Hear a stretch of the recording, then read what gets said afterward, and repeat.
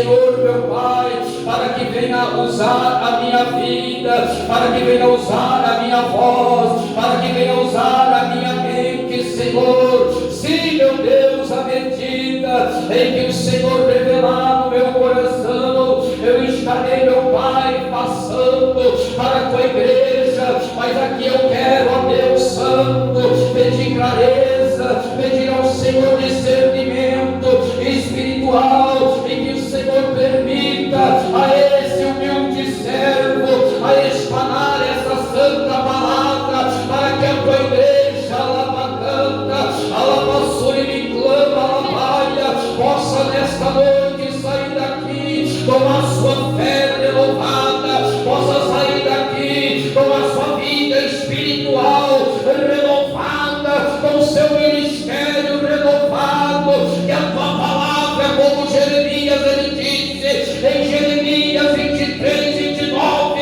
ela venha ser como um martelo que Deus venha sobre este coração agora, e todas as barreiras venha cair por terra. Ah, Senhor, começa a mover as águas agora, começa a derramar a vassoura da raia, a lavacanta, a vassoura da tua glória, o teu renovo, o teu Espírito Santo, começa a encher esse coração agora de alegria, começa a encher esta casa com a tua presença, e traga nesta noite do seu coração ao meu coração, ao coração dos teus filhos, a tua vontade, em nome de Jesus. Pode tomar os seus assentos, pode bater palmas para Jesus, que Ele merece, pode dar glória a Deus. Glória a Deus. Louvado seja Deus. Quantos aqui podem dizer que hoje, se o Senhor viesse hoje, você estaria preparado para se encontrar com Ele? Será que você tem essa certeza no seu coração? Será que você tem essa convicção na sua vida que se o Senhor, neste momento, no abrir e piscar dos seus olhos, Ele viesse como um relâmpago, você estaria pronto para estar juntamente com Ele? A Bíblia vai dizer em Mateus, no capítulo 11, no versículo 12 da palavra de Deus, que desde João Batista, o reino dos céus ele tem sido tomado por esforço, e todos que se esforçaram, eles se apoderaram, porque desde a lei até os profetas profetizaram até João Batista. Isto é verdade, porque a nossa salvação ela é individual. E muitos por um detalhe têm perdido o seu ministério. Muitos que por um detalhe têm perdido a sua fé. Muitos que por um detalhe têm perdido a sua vida espiritual com Deus, botando em risco até mesmo a sua salvação. A cegueira espiritual, ela tomou conta de uma grande parte da humanidade, não só da humanidade, como também do povo que serve a Deus. E é por isso que a salvação ela se tornou individual. Você não pode salvar o seu esposo, você não pode salvar a sua esposa, você não pode salvar o seu filho ou a sua filha, porque a salvação ela é individual. Jesus ele vai dizer ali no Evangelho de Lucas, no seu capítulo 17, quando ele vai falar sobre a vida do reino dos céus, e ali no seu versículo 34 ele vai dizer que estarão dois juntos numa cama, um será levado e o outro vai ficar. Estarão duas moendo no campo, uma será levada e a outra será deixada. Estarão dois em um campo, um será levado, o outro será deixado. Então perguntaram: quando e aonde acontecerá isso, Senhor? E Jesus ele respondeu: aonde estará o corpus, ali se ajuntarão os abutres, ali se ajuntarão as águias. E é por isso que nós temos que ter a nossa vida no altar do Senhor, uma vida plena, voltada para uma vida de oração, voltado para uma vida motivada pela uma fé inabalável, uma fé sobrenatural. E é por isso que temos que nos santificar todos os dias.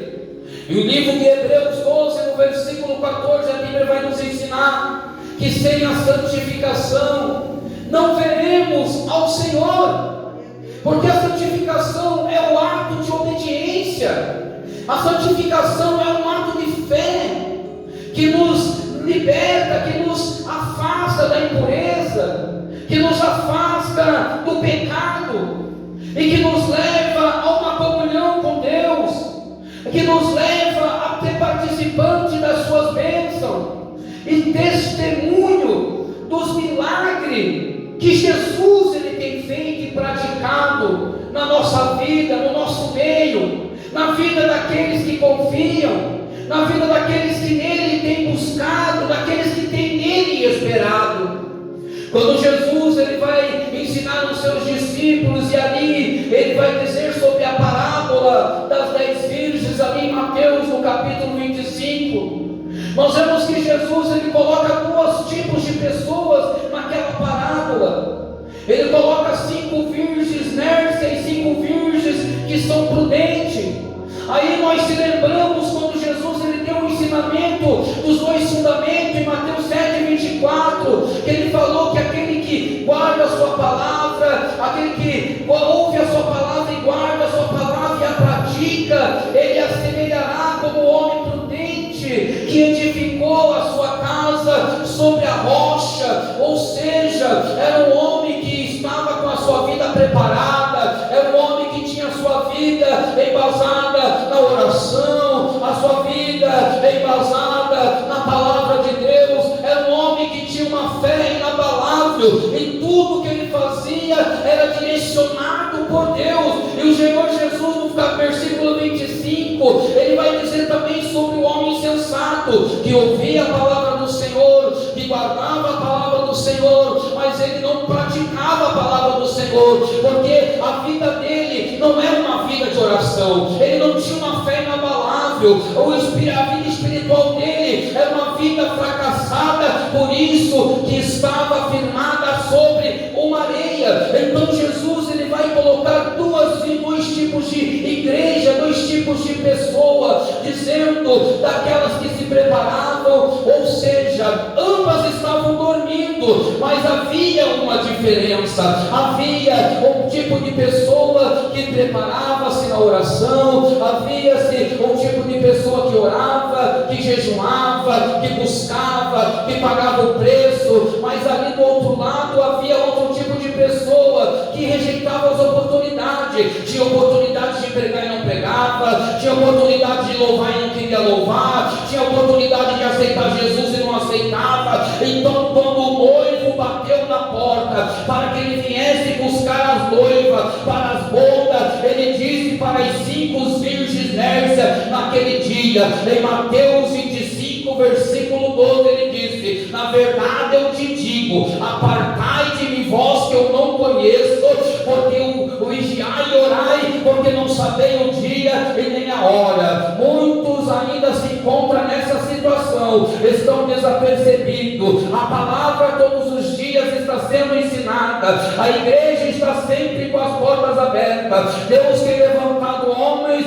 Deus tem levantado mulheres para dar o ensinamento necessário para que vós, para que eu, para que você, para que nós venhamos andar num caminho de retidão, em todos os dias nos santificar e preparar a nossa vida para a vinda do Senhor. E eu quero dizer para você nesta noite, se você ainda não se preparou, comece a partir de hoje pensar em preparar a sua fé, a sua vida, porque o reino dos céus ele está à porta, e quando o Senhor vir, ele achar muitos dormindo, muitos despreparados, ele vai dizer, como disse para as 5 virgens nércias: apartai de mim, vós que não conheço. Porque Jesus ele disse em Mateus capítulo 22 versículo 14 que muitos são chamados e poucos são os escolhidos, porque a promessa do Senhor é para todos, mas existe uma diferença aos escolhidos. Os escolhidos muitas das vezes eles oram sem ter vontade, eles pregam sem ter vontade, eles vão para a igreja sem ter vontade, mas eles são extremamente obedientes e guardam a palavra do Senhor. Lá em Apocalipse, no capítulo 3, no seu versículo 10, quando o Senhor Jesus trouxe aquela revelação na ilha de Pátimo para João, ele vai dizer da seguinte forma no versículo 10: porque guardaste a palavra da minha paciência, dizendo ele para os escolhidos, assim eu também te guardarei no dia da provação, que adivinha o mundo todo, para experimentar todos os habitantes desta terra. Mas se eu e se você estivermos debaixo desta palavra, guardando, praticando, ouvindo, meditando, andando em retidão e obediência, guardando a nossa fé, quando esse mal ele se levantar contra a terra, nós estaremos na glória de Deus. Porque muitos têm se distanciado do Senhor, muitos têm se afastado daquele caminho abençoado que tinha outrora, louvava, pregava, fazia a obra de Deus, e muitos se encontram afastados, muitos estão com seus corações endurecidos. O próprio Jesus ele chegou a dizer em Mateus no capítulo 15, no versículo 8, que esse povo ele me honra com os lábios, mas o coração ele está muito distante de mim. Muitos estão com seus corações presos no bem material. Muitos louvam o Senhor, fazem a obra do Senhor, mas o coração ele não está inteiro por completo na presença de Deus. Muitos estão fazendo a obra do Senhor, mas o coração dele já não é o mesmo coração ou qual outrora era no começo. Aquele coração quebrantado, aquele coração que se derramava na presença de Deus, aquele coração que quando ele entrava na igreja, logo as lágrimas rolavam nos seus olhos, por causa do aquebrantamento, por causa da comunhão que ele tinha, porque o seu coração, ele estava alinhado ao coração de Deus. Muitos têm se apostatado da sua fé, muitos têm amado mais a glória do homem do que a glória de Deus. Nós vemos Jesus, ele dá um claro exemplo no Evangelho de João 12, no versículo 42, quando ele vai dizer que muitas das autoridades daquela época o seguiam Jesus às ocultas, porque eles tinham medo de se manifestar, eles tinham medo dos fariseus, medo de serem expulsos das suas sinagogas. E Jesus vai pontuar embaixo dizendo: eles amaram mais a glória do homem do que a glória de Deus. Tem muitos que estão fugindo do seu compromisso, tem muitos que lá dentro do seu coração você sabe o que o Deus, o que o Senhor tem para fazer na sua vida e através da sua vida, mas você tem com medo fugido, você tem corrido no seu compromisso. Mas o Senhor manda dizer para você aqui nesta noite que no momento e na hora e no tempo dele, ele vai te levantar, ele vai tirar você do anonimato, ele vai tirar você do esconderijo aonde você está. É nesse momento em que ele te achar, ele manda dizer para você: é nesse momento, assim como eu fiz com Isaías, no capítulo 6 de Isaías, no versículo 7, eu ordenei o meu anjo que com uma brasa de fogo tirada do meu altar, com uma tenaz tocasse nos seus lábios e purificasse. Assim eu farei contigo também, purificarei os seus lábios, purificarei o seu pecado. E quando você abrir a sua boca, você vai ver que tudo aquilo que eu te prometi acontecer, porque eu não sou filho do homem para que minta, e nem filho do homem para que se arrependa das minhas promessas, diz o Senhor dos exércitos. Lá em Êxodo, no capítulo 32 de Êxodo, no versículo 22, quando Moisés ali intercedia por todo aquele povo, porque o povo já havia saído do Egito, já havia esquecido de tudo que o Senhor havia feito, ele já não queria mais preparar a vida deles para o Senhor. O Senhor prometeu a eles uma terra boa, uma terra sem escravidão, uma terra onde eles pudessem servir a Deus com alegria, uma terra em que eles pudessem ali fazer todas as vontades de Deus com alegria. Mas todo aquele povo havia se voltado em adorar um bezerro de ouro, feito pelas mãos de homem. Então, quando Arão ele é repreendido pelo seu irmão Moisés, no versículo 22 ele vai dizer para Moisés: não se acenda a sua ira, meu Senhor, porque tu sabes que esse povo ele é propenso para o mal. O seu coração está inclinado a fazer o que é errado, a fazer o que é sério, fazer o que é errado diante de Deus. Ele já não segue ao Senhor como eles seguiam na saída do Egito. Eles estão com as suas mentes pervertidas. Mas Deus havia avisado a Moisés.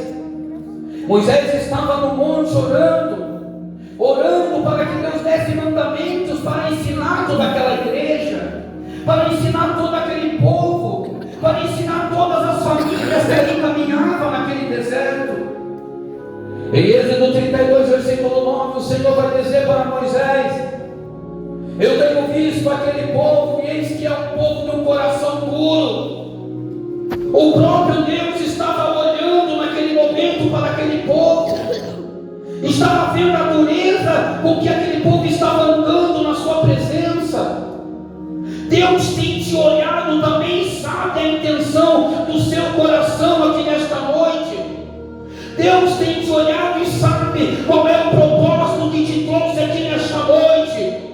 Eu aqui, diácono Fábio, eu não sei o que você está enfrentando, o que você está passando, mas eu quero nessa noite dizer que o Deus que eu sirvo, que o Deus que você serve, que o Deus que eu busco, que o Deus que você tem buscado, Ele conhece todas as suas necessidades, Ele sabe a dificuldade que você tem enfrentado, Ele sabe os problemas que você tem passado. E se Ele te trouxe aqui nesta noite, porque Ele tem olhado, Ele tem provado teus pensamentos, Ele tem sondado o seu coração. Se você está caminhando no deserto, se alegra, porque é no deserto que você vai ser instruído, é no deserto que você vai ser capacitado, é no deserto que você vai ser preparado por Deus para vencer as batalhas.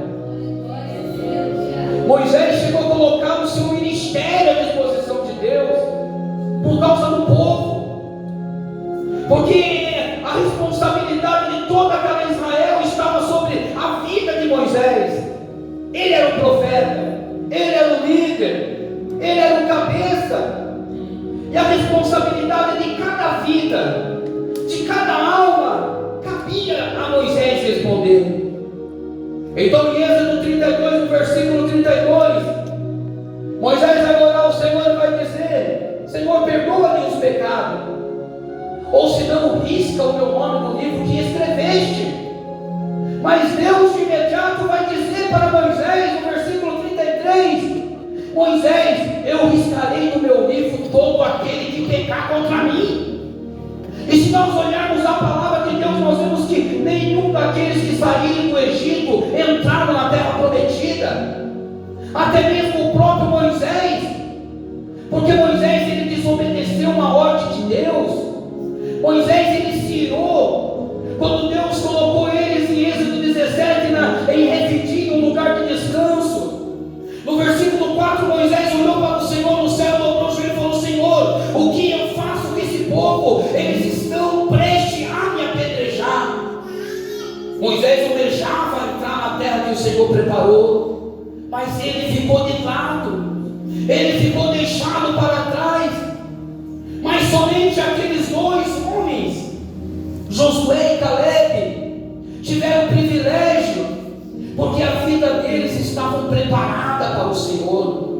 O coração deles não estava endurecido, eles não se prostraram diante de bezerro de ouro, eles não se prostraram diante de dificuldade, diante do desânimo, eles não inflamaram a terra quando foi mandado eles espiar Canaã para tomar por possessão. Pelo contrário, ali em Números 14 e no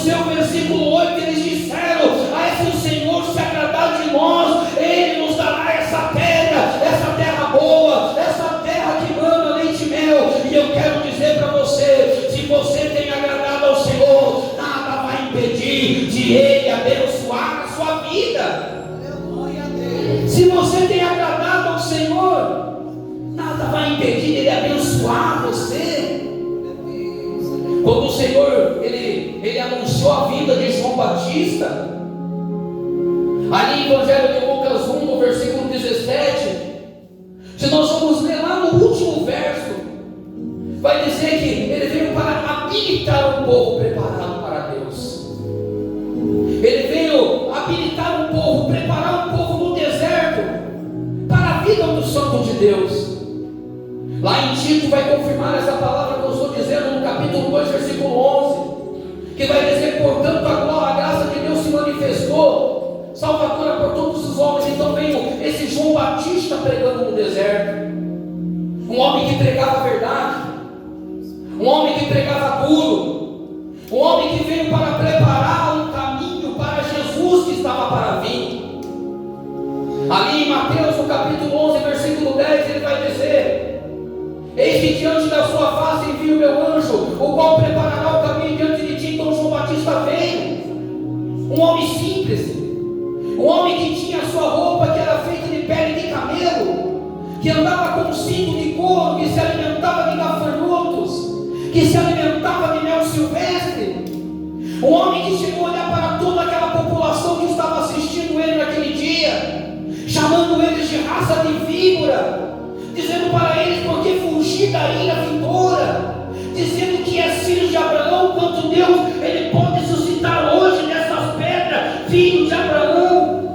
Um homem que chegava a perguntar para ele se ele era o Cristo, ele disse que não. Perguntaram se ele era Jeremias, ele disse que não. Perguntaram se ele era um profeta, ele disse que não. Então quando perguntaram para ele: quem você é? Para que eu possa anunciar ao rei quem você é. Em Mateus 3, versículo 3, a Bíblia vai dizer: a resposta de João Batista naquele dia foi: eu sou a voz do que clama no deserto, endireitai os vossos caminhos, as vossas veredas. Mas nem assim o povo creu, nem assim eles quiseram acreditar no que João Batista falava, não quiseram preparar a sua vida para o santo de Israel que estava para vir, não quiseram preparar a sua vida para aquele que estava para chegar, para mudar todas as coisas. Em Tito 2, versículo 14, a Bíblia vai dizer de Jesus Cristo naquele momento, dizendo: o qual se deu a si mesmo por nós, por mim e por você, a fim de nos redimir de toda iniquidade e preparar para si mesmo um povo exclusivo seu, um povo disposto, um povo zeloso, um povo de boas obras. Jesus vem operando sinais, Jesus vem operando maravilhas, Jesus vem operando milagres, libertando, restaurando, dando visão para cego, dando ouvir para o mudo, dando andar para o paralítico, limpando o leproso, ressuscitando o morto. Jesus multiplicou pão no deserto, Jesus andou sobre as águas, Jesus acalmou o vento, Jesus acalmou a tempestade, mas ele veio para os seus e os seus os rejeitaram naquele dia. Muitos têm rejeitado a presença de Jesus na sua vida, muitos têm se afastado da presença de Deus, porque a luta foi muito grande, porque a batalha ela foi muito grande. Lá em Romanos 10, versículo 20, a Bíblia vai dizer que eu fui achado por aqueles que não me procuravam, eu revelei-me àquele que não perguntava por mim. O que eu vou dizer de Israel? Todos os dias eu estendi as mãos a um povo rebelde e contradizente. E nós vemos quantas coisas maravilhosas que Deus fez por Israel. 10 pragas fez com que Faraó amolecesse o coração e deixasse ao seu povo servi-lo no deserto. Com 10 sinais inefáveis, Deus os tirou ele da servidão do jugo, para que eles pudessem servir no deserto. Jesus Cristo ele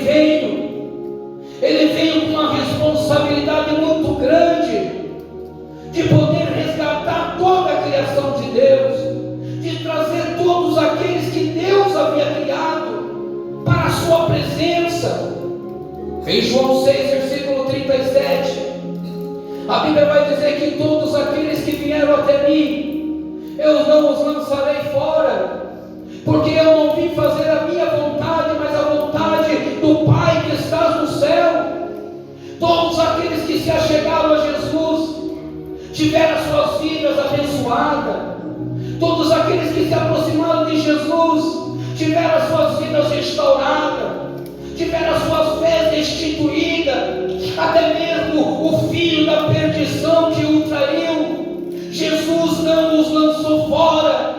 Jesus, ele vai dizer no versículo 65 que todos aqueles que se aproximaram dele foi por permissão de Deus. Ninguém pode vir a mim se não for pela vontade de Deus. E todos aqueles que se aproximam de Deus têm que vir com um propósito. Qual que é o propósito que te trouxe aqui nesta noite?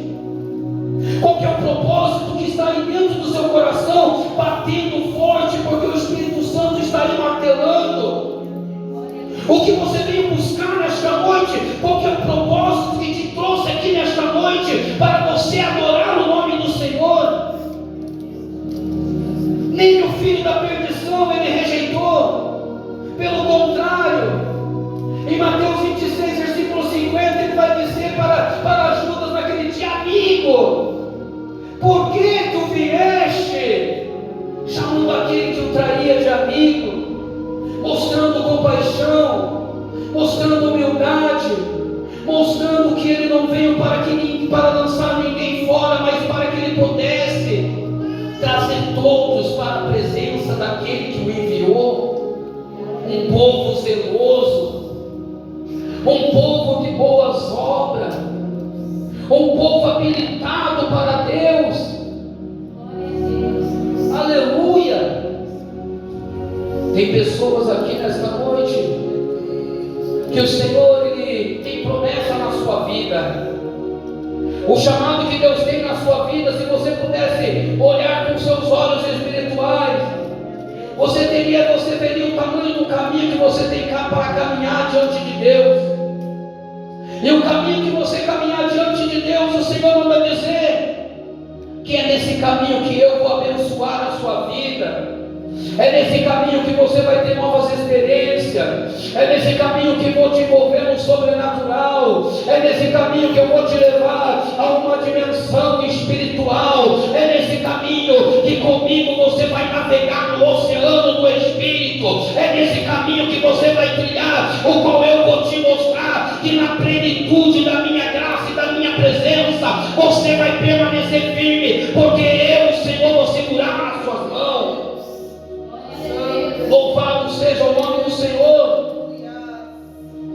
Tudo que o Senhor havia feito por Israel, Israel havia deixado de lado. Não queria mais preparar a sua vida para o Senhor. Eles não queriam saber mais de adorar a Deus. Eles queriam voltar para o Egito, porque lá no Egito eles tinham panelas de frango, eles tinham pão, eles sentavam na fogueira, eles se saciavam, e no deserto eles estavam sendo alimentados por maná, mas isso não foi suficiente para eles. Deus chegou a chamar Israel pelo seu primogênito, de seu filho. Em Êxodo 4, versículo 22, ele vai dizer: Israel é o meu filho, é o meu primogênito. E tudo que Deus fez dentro do Egito por aquele povo, para resgatar aquele povo da escravidão, o povo procurava de todas as formas se voltar contra Deus, adorando outros deuses, amando mais a glória do homem do que a glória de Deus. O próprio Senhor vai dizer por intermédio do profeta Isaías, no seu capítulo 43, no seu versículo 8, ele vai dizer: eu sou o Senhor, e esse é o meu nome. A minha glória não darei a outro, nem a minha honra a imagem de escultura, porque Deus é único. O próprio salmista Davi, em Salmo 62, versículo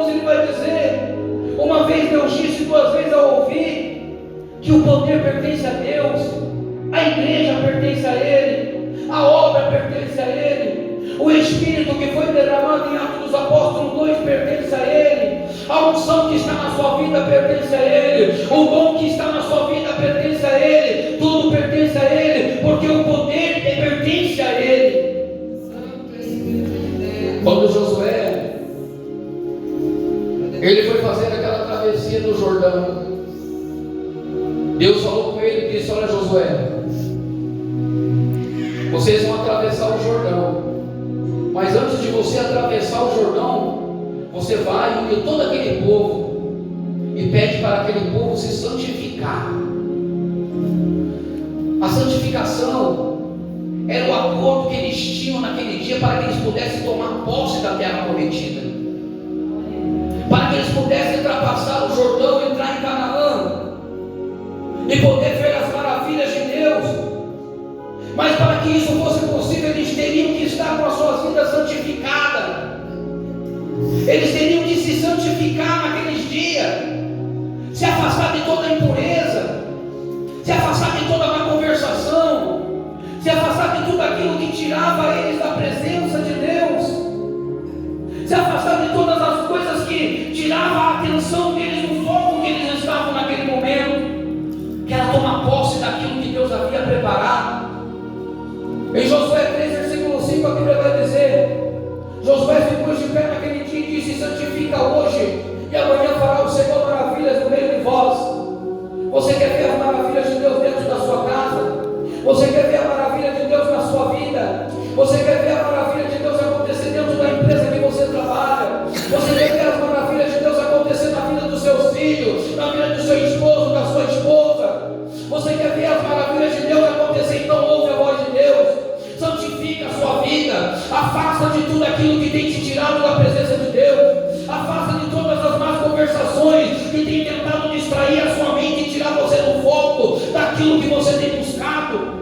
O próprio apóstolo Paulo, em 1 Coríntios 15, versículo 33, ele vai dizer: não vos engane, as más conversações corrompem o bom costume, e quando a má conversação entra na vida do homem, na vida da mulher, entra na casa, entra no casamento, entra no lar, ela vem com o único propósito: causar dissensão, causar inimizade, causar problema, causar briga, causar separação. Mas quando nós ouvimos a voz de Deus e damos crédito a tudo aquilo que Ele nos fala, eu quero dizer para você que na sua casa vai vir bênção, na sua casa vai vir prosperidade, na sua casa vai vir milagre, na sua casa vai vir restauração, na sua casa vai vir alegria, porque naquele momento você não permitiu que as más conversações corrompessem os seus bons costumes.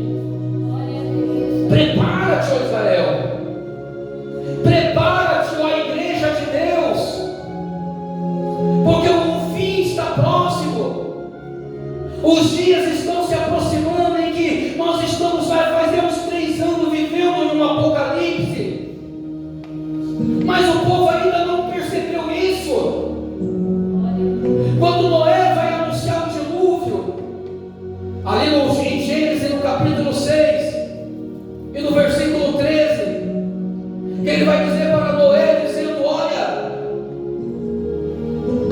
a terra está cheia da violência do homem, eis que eu darei cabo de toda a carne, e com a terra destruiria todos. O povo começou a esperar o dilúvio, e quando o dilúvio veio, o que o povo estava fazendo naquele momento? Estava casando, dando em casamento, plantando, edificando. Mas quando o dilúvio veio, todos foram pegos de surpresa.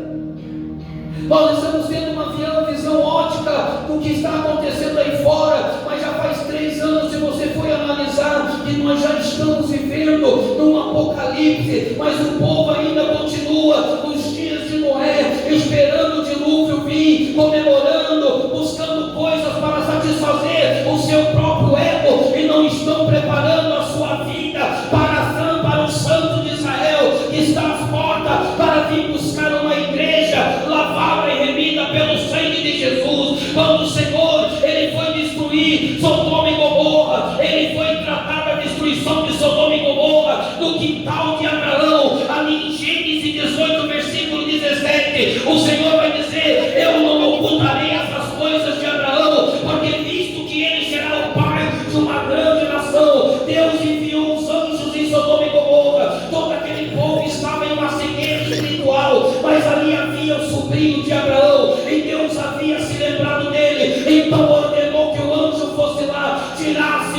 filho de Abraão, de Sodoma e Gomorra, e todo aquele povo desapercebido. Quando eles perceberam o que estava acontecendo, o fogo e enxofre caiu do céu e todos pereceram, porque não prepararam a sua vida.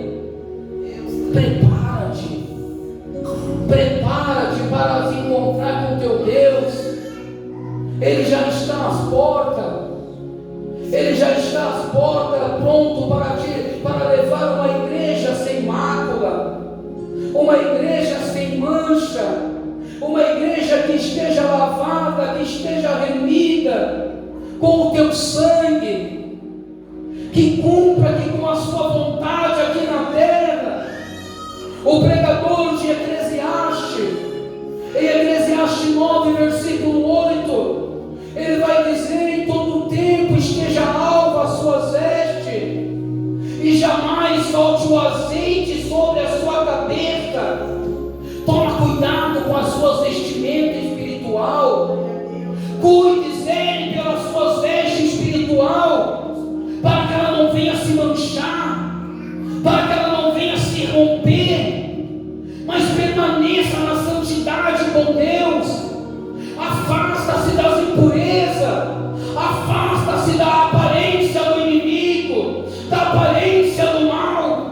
Não permita que o azeite falte sobre a sua vida, mas deixa nesta noite, como disse o salmista Davi em Salmos 23, versículo 5, e na sua parte B: desça o Senhor, ungir a sua cabeça com óleo, e fazer com que o seu cálice ele se transporte na sua presença, ele se transporte em fé, ele se transporte em alegria, ele se transporte em comunhão. Mas para que isso aconteça, mantenha as suas vestiduras espiritual alva como a neve. Em Apocalipse 3, versículo 11, ele vai dizer da seguinte forma: eis que eu venho sem demora. Guarda bem o que tem. É uma palavra interessante, né? Guarda bem o que tem, para que ninguém tome a sua coroa. Quando o Senhor usa esse termo, guarda bem o que tem, ele não está falando somente da palavra, ele está falando tudo que se refere ao âmbito espiritual, a sua fé, a sua salvação, a comunhão que você tem com Deus, a sua essência, a sua vida, o seu particular, e principalmente as suas vestes. Muitos podem olhar você por aparência, mas se olharem com os olhos espirituais, vai ver que você está vestido de uma veste espiritual. Você tem uma veste santa, uma veste que todos os dias você precisa lavar ela no sangue do Cordeiro. Mas para que isso aconteça, nós temos que se santificar. Como que vai se santificar? Na oração, no jejum, na palavra, obedecendo. O próprio Samuel, lá em 1 Samuel, no seu capítulo 15, no seu versículo 22, ele vai dizer para Saul naquele dia: Saul, ele se importou mais com os consignados. Saul se importou mais com o que ele via com seus olhos materiais, que era a riqueza que os amalequitas tinham. Mas ele não se importou em nenhum momento com a fé, ele não se importou em nenhum momento com a obediência que ele devia ter naquele momento. Então Samuel disse para ele: olha, o Senhor não se importa, Saul, com o sacrifício, mas sim que se obedeça a tua palavra, porque o melhor é o obedecer do que o sacrificar. Quando nós obedecemos a Deus, nós mantemos a nossa veste espiritual intacta. Quando nós obedecemos a voz de Deus, nós mantemos a nossa vida intacta com Ele, a nossa comunhão intacta com Ele. Mas no momento em que nós chegamos a esse ponto da desobediência, o maior castigo de um homem é ser rejeitado por Deus. Mas tem pessoas aqui nesta noite que o Senhor, nesta noite, Ele quer lavar as suas vestes do teu sangue. Eu não sei o que aconteceu ao longo da sua caminhada que te fez você desanimar, você desistir, mas tem aqui o Espírito Santo, que Ele não engana quando Ele revela, mas Ele olha o que